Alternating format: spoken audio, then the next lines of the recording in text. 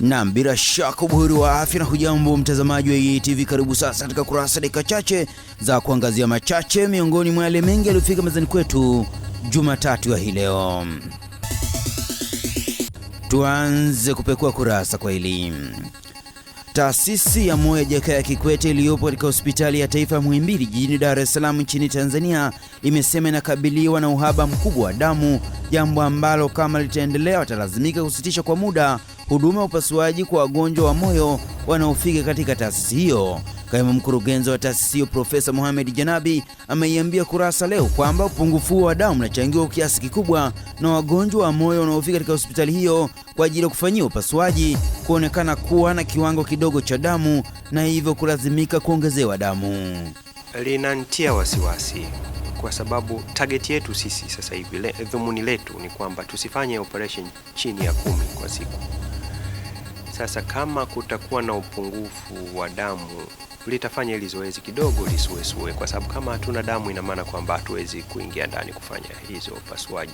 Na imekuwa rai yetu kwa zaidi ya mwezi sasa hivi, na ndugu vile vile wanaoleta wagonjwa, ndugu wamekuwa wanataka mgonjwa afanyiwe operation, lakini utoaji damu kidogo umekuwa, na niliseme tu hili linasikitisha kidogo. Wanakuja ndugu 5-6 wanamwambia mama toa damu. Ndugu wa kiume kidogo wamekuwa wazito kutoa damu. Tuendelee kupekua kurasa. Viongozi katika kata ya Ukwamani huko Kawe jijini Dar es Salaam nchini Tanzania wamesema kwa sasa wapo katika mchakato kuhakikisha kituo cha basi cha daladala kilichopo Kawe kinahamishwa na kupelekwa katika eneo la Tanganyika Packers. Hatua hiyo inafuatia msongamano mkubwa wa magari na waenda kwa miguu uliopo katika eneo hilo, ambapo kwa mujibu wa viongozi wa serikali ya mtaa huo, msongamano huo pia umekuwa ukisababisha ajali za mara kwa mara. Tulikaa kikao na tumeliona hilo na tumejua pale kama ni kero fulani kutokana na msongamano wa magari, na watu wengi sasa hivi wanapata tabu sana, hususani wapita njia na hata waendesha bodaboda na nini wanakuwa na matatizo kidogo. Lakini tumekaa mipango vizuri na mheshimiwa diwani na tumemwelezea tatizo letu, na amelifahamu hiyo kero hiyo, na amejaribu kutufafanulia kwamba ameenda kujaribu kuomba kwa hawa ambao wamewekeza kwenye eneo la Tanganyika Packers National Housing watupatie eneo ili kwamba kuweza kutatua hii kero ya msongamano wa magari, kwa sababu kile kituo sio rasmi. Na tuhitimishe kupekua kurasa kwa hili.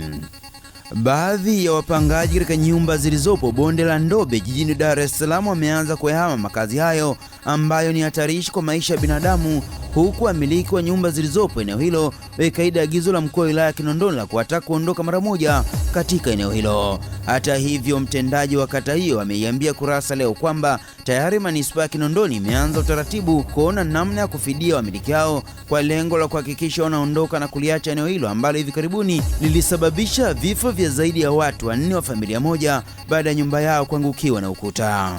Tangu tamko litoke la mkuu wa wilaya tumelifanyia kazi, na mpaka sasa hivi kwa asilimia kubwa ya wapangaji wameshahama, bado tu wale wenye nyumba. Tulikuwa na sehemu ambazo za kuweza kuhamisha kutokana na agizo la mkuu wa wilaya, lakini zile sehemu zote pia zimekuwa na changamoto. Tulienda kwenye jengo letu lile la kilimo na mifugo, tumeona jengo hili ni chakavu na vile vile ni chafu, na hata hivyo pia huduma muhimu kama ya choo pia hakuna. Kwa hiyo tukaona kwamba tukiwaweka pale watu itakuwa na matatizo mengine, na hata mhusika wa lile jengo pia alisema kwamba haliwezekani kwa hifadhi watu kutokana na matatizo na ubovu wa hilo jengo. Kwa hiyo wananchi wenyewe waliunda kamati ya watu 5 kwenda kumuona mkuu wa wilaya. Mkuu wa wilaya akawapeleka kwa mkurugenzi wa manispaa, kaimu mkurugenzi, tukaongea naye kwa pamoja, tukafikiana kwamba wale wenye nyumba maeneo ya viwanja vyao ndio vinapimwa, ndani ya wiki wanaweza kukamilishwa viwanja. Tumekufungulia na kufungia kurasa kwa machache miongoni mwa yale mengi yaliyofika mezani kwetu Jumatatu ya hii leo. Kesho je, yapi yatajiri? Tafadhali usikose kutazama dakika chache muhimu za Kurasa, na kisha tuandikie maoni yako kupitia barua pepe yetu ya kurasa@eatv.tv. Kwa niaba ya wale wote walifanikisha Kurasa, jina langu Steven Mumbi na nikutakia wakati muru na bomba wa vipindi vyetu kutoka hapa EATV. Kurasa inadhaminiwa na